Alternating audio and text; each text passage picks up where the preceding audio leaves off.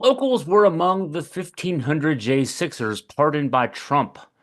He calls them hostages who were done a grave injustice. Chris Graham here, Augusta Free Press. So let's tell a story here. Jay Matthew Kenyon of Harrisonburg, sentenced earlier this month to 15 months in prison for brandishing a knife at police during the January 6, 2021 putsch. That's all you can call it, as a putsch. Coup attempt. Insurrection is too nice a word. That Kenyon and thousands of fellow self-styled citizen patriots led on behalf of Donald Trump in an attempt to overturn the results of the 2020 presidential election. Kenyon and 1,500 other J6 criminals are now free courtesy of Trump, who, despite the mountain of evidence showing that he had systematically tried to keep himself in power after losing the 2020 election, was not only able to avoid being prosecuted for crimes related to that effort, but actually won the Republican presidential nomination and then the 2024 presidential election. I'm not telling you anything new there. I'm just kind of giving you what happened, and it can't. What a country that we live in, that this kind of thing can happen. A guy can try to seize power illegally and then be reelected. Just this is a great place to live. Trump, after being inaugurated as president on Monday, issued blanket pardons freeing the 1,500 and also directed the Justice Department to dismiss, quote, all pending indictments against individuals for their conduct related to the events at or near the United States Capitol on January 6, 2021. Regarding the jailed J6ers, we hope they come out tonight. Frankly, they're expecting it, Trump said in a on-camera event at the Oval Office on Monday night, victory lap.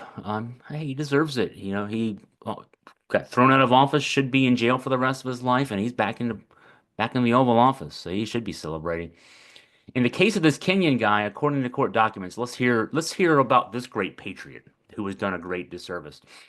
He had been preparing for January 6th for months, he said, writing in a Facebook post dated November 15, 2020, that he had been hitting the gym for months now. He wrote another post on December 21st, 2020, that he was full on patriot, all caps, and radicalized, caps.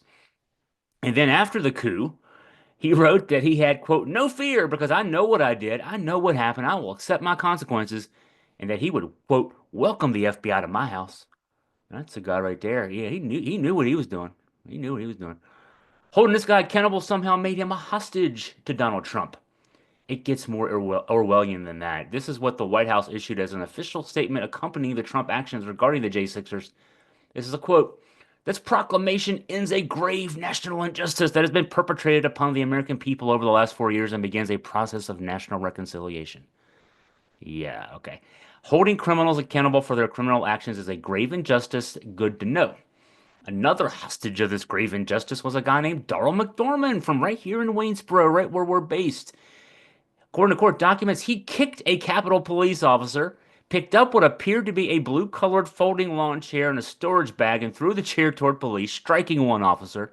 He threw multiple objects at law enforcement in the tunnel, including what appeared to be a short silver pipe and a separate long brown metal pipe. He picked up a wooden flagpole and used it to repeatedly strike officers. Hostage, free man.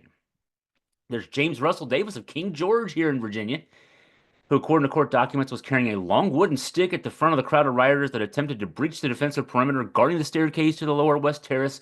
Personally engaged with at least three different officers while attempting to breach the police line.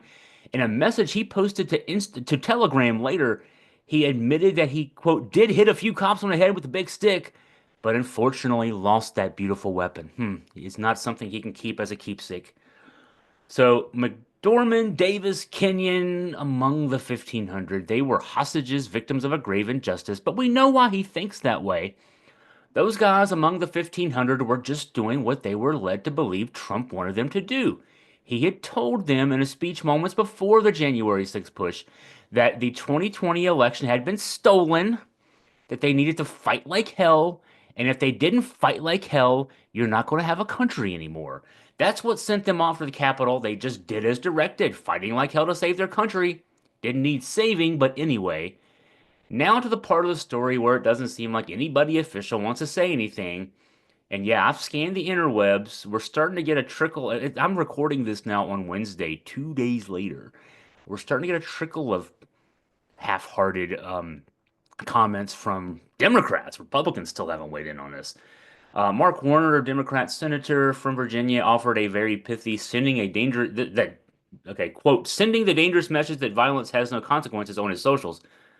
That's about as brief as you can be. Jerry Connolly offered a little more.